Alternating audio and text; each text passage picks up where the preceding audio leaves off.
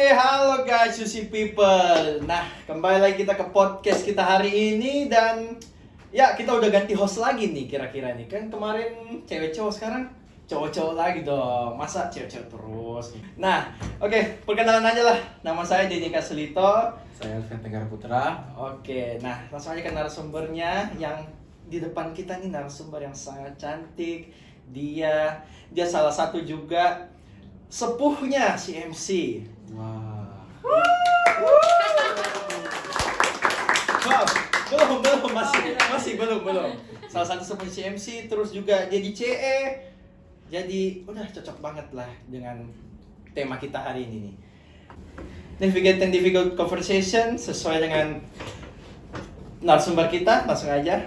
Kak Sacha. Hai Sushi People, nama saya Sacha Kumalasari, mahasiswa generasi pertama jalur spesialisasi Communication Business Management.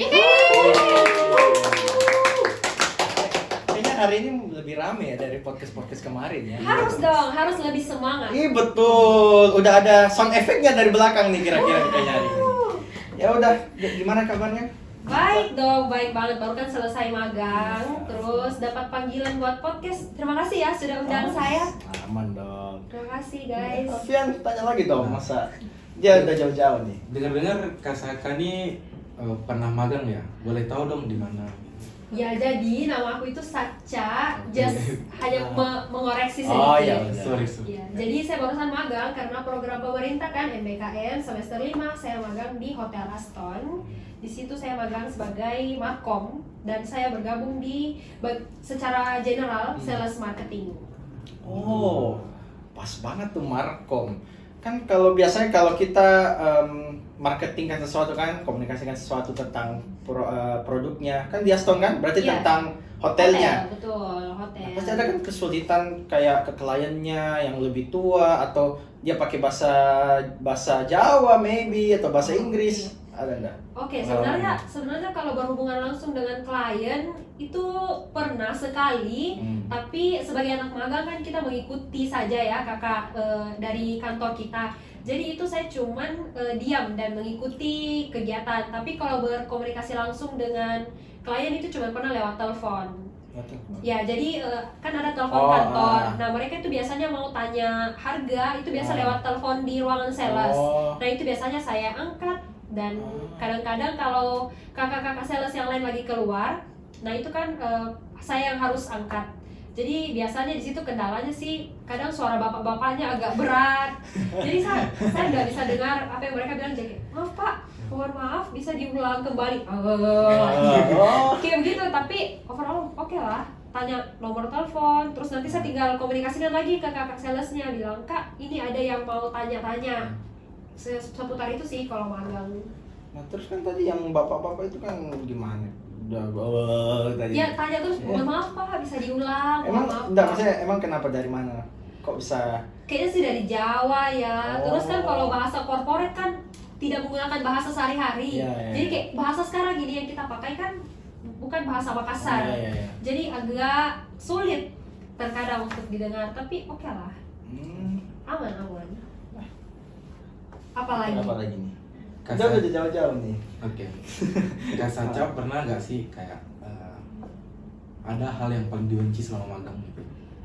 dari saya sendiri sih tidak ada ya. Semua menyenangkan karena full belajar. Apalagi kakak-kakak di kantorku semuanya support sih. Semuanya support dan mau melibatkan saya sih yang paling penting. Kan biasanya kita dengar anak magang itu dikasih kerjaan sepele.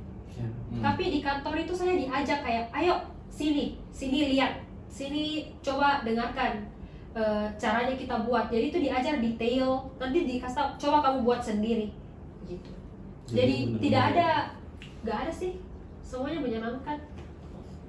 Nah, Seru juga. kira-kira kan pasti kan beda lah kita yang muda nih sama yang tua cara komunikasinya kan, apalagi kita yang paling muda di situ magang kan. Betul. Maksudnya gimana adaptasinya pas waktu itu? Oh yang pastinya seperti biasa lah, adaptasi awal pasti malu, diam-diam. Jaim. Ya jaim. Masalah. Tapi saya tuh selama masuk magang, yang ada di pikiranku itu ada 2 pedoman. Yang dikasih tahu sama Ibu Novi, dosen communication. sama dari papaku. Oh. Ya, jadi dari Ibu Novi itu kasih tahu kalau kamu dikasih tugas atau sesuatu, don't rush. Oh. Take your time begitu. Iya, Tenang dan perhatikan semua apa yang disuruh, apa yang dikasih tugasnya diperhatikan, tapi tidak perlu terburu-buru, tapi pelan-pelan dicerna. Ya, jadi itu yang saya terapkan. Jadi kalau saya dikasih tugas, apalagi kan hotel, ternyata hotel dan manajemen itu banyak hal yang Banyak berbeda. ya betul, ada banyak hal yang saya tidak tahu, kayak mereka ada bahasa sendirinya, kayak Oh. perhotelan tuh ada bahasanya. Itu kadang saya kayak, oh ini apa ya, Nggak, apa maksudnya yang dia apa? suruh, itu Kayak bagaimana itu? biasa mereka bilang tolong bantu BEO, kan namanya BEO. Oh. Itu kan ada istilah-istilah Ah. perhotelan, istilah perusahaan yang saya belum tahu. Nah itu biasanya saya tidak langsung, hah apa itu? Oh. Jadi saya kayak istilah-istilahnya gitu. istilah-istilahnya itu saya tidak langsung sambar begitu. Hah apa itu kak? Ah. Jadi saya kayak berusaha untuk diam dan tenang, ikuti saja karena mereka pasti akan berikan instruksi yang jelas di awal. Jadi tugas yang dikasih pasti ada instruksinya, ada contohnya. Nah dari situ saya belajar, oh jangan ribut. Maksudnya tidak perlu terburu-buru. Jadi saya tenang-tenang saja, dengarkan arahan dan saya coba lakukan. Setelah saya lakukan, saya kasih lihat, kak ini hasilnya bagaimana. Jadi lewat situ komunikasinya lebih lancar karena saya menerima yang mereka sebutkan, saya lakukan, lalu saya kasih feedback. Oh. Hasilnya juga pasti akan jauh lebih baik karena saya sudah mengikuti arahan. Tapi kan kalau misalnya mau sanggah gitu kan nggak masalah. Maksudnya kayak betul-betul kita nggak tahu apa tadi BEO. Ya, Ya itu apalah. boleh, tapi makanya saya bilang hanya perlu diam dan menunggu karena instruksinya akan jelas. Oh. Jadi dia kasih tahu sekarang bertahap. Oh. Nanti di akhir dia akan jelaskan. Jadi kayak sebenarnya Akan dijelaskan mereka kasih gitu. tahu BEO. Ya. Tapi setelahnya itu akan dijelaskan itu. Betul, akan dijelaskan secara lebih rinci. Jadi saya hanya perlu Ya, menunggu. ngikutin aja. Ya, jadi tidak Menurut- perlu itu ya, tidak perlu Nggak rush. perlu- Ya, nggak tidak perlu perlu kayak bantah. harus cepat. Ya, apa itu kak? Apa itu? Oh, Tenang gitu. tenang. Kalau dari papa aku sih suruh lihat situasi aja. Nah tapi kira-kira kalau misalnya ada orang seperti itu memang itu gimana? Maksudnya kan yang kayak cepat kayak nggak mau dia menunggu. Orangnya. Iya, nggak mau kayak menunggu, tunggu arahan kayak kan biasanya ceplos-ceplos kan. Ya, Kayak saya rasa itu dari diri sendiri sih. Kita harus belajar membawa diri di kantor. Kan biasa orang bilang kita harus membuat topeng sendiri. Iya. Saya rasa itu bukan juga hal yang buruk sih untuk kita lakukan. Semuanya kan demi memperbaiki diri secara terus-menerus. Jadi membawa diri saja, mengikuti kegiatannya orang. Kita bawa dirinya kita bagaimana supaya bisa enjoy, bisa melaksanakan tugas. Yang paling penting itu harus bisa melaksanakan tugas dengan baik dan membuat semua nyaman.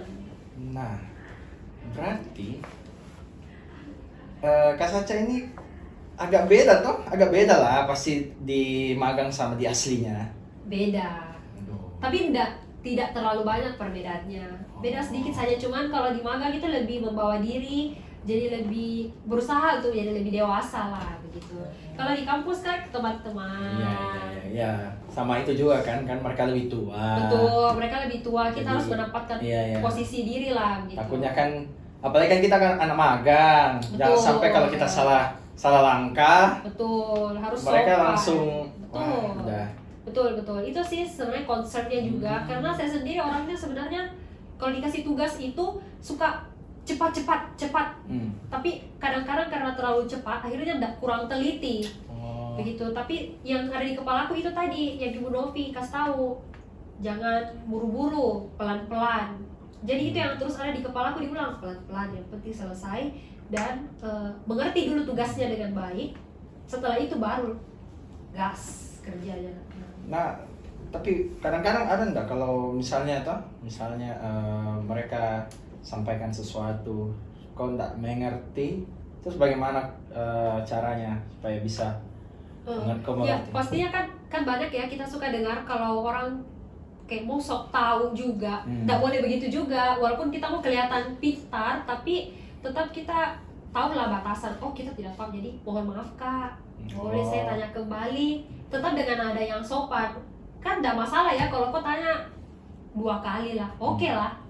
kok tanya ulang kan tidak masalah. Wah maaf kak, saya masih kurang mengerti, bisa dijelaskan kembali. Mereka pasti akan dengan senang hati jelaskan kembali, karena mereka mau membantu kita untuk berkembang. Apalagi kan kita di sana masuk magang bawa nama kampus juga ya, mereka ada perjanjian sama kampus, dan itu pasti mereka akan merespon kita begitu. Nah kan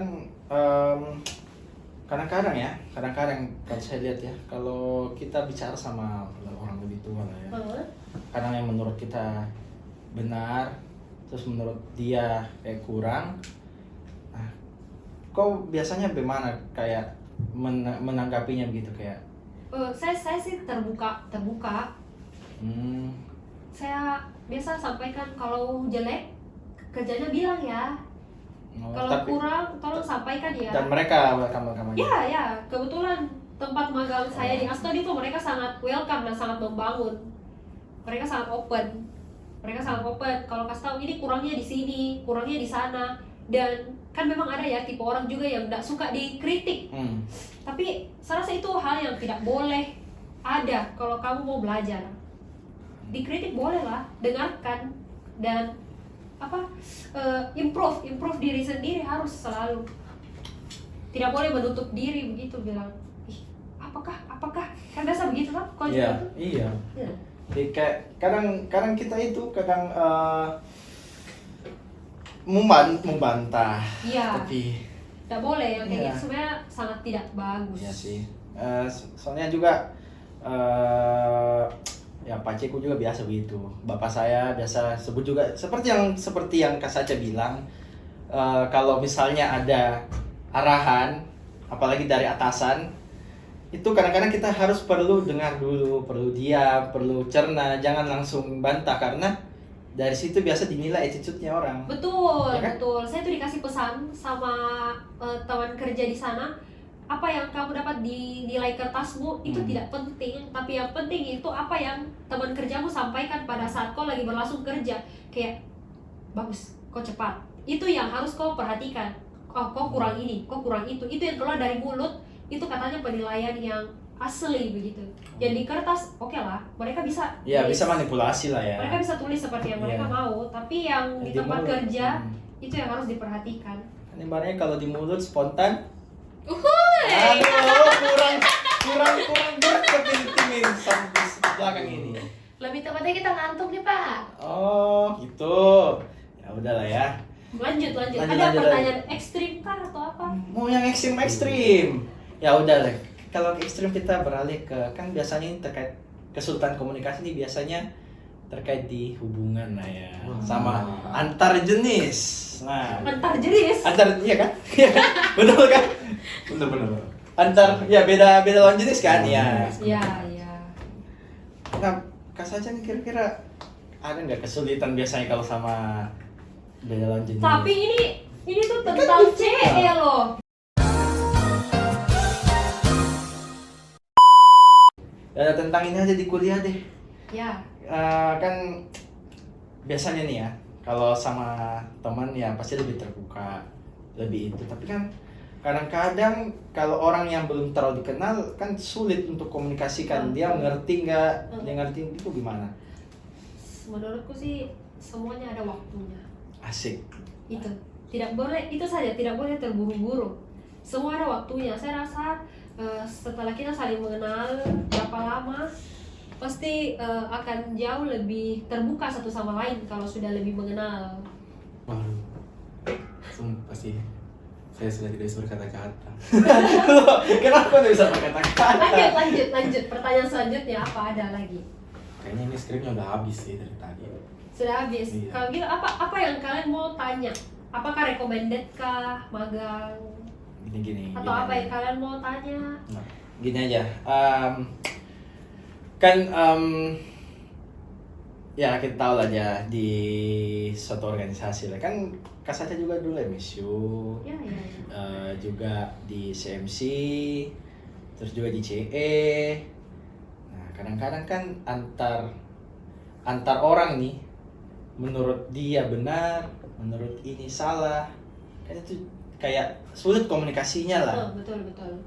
Nah dari Kak Sacha nih kira-kira itu mengatur itu bagaimana? Menurut saya itu juga hal yang sulit ya.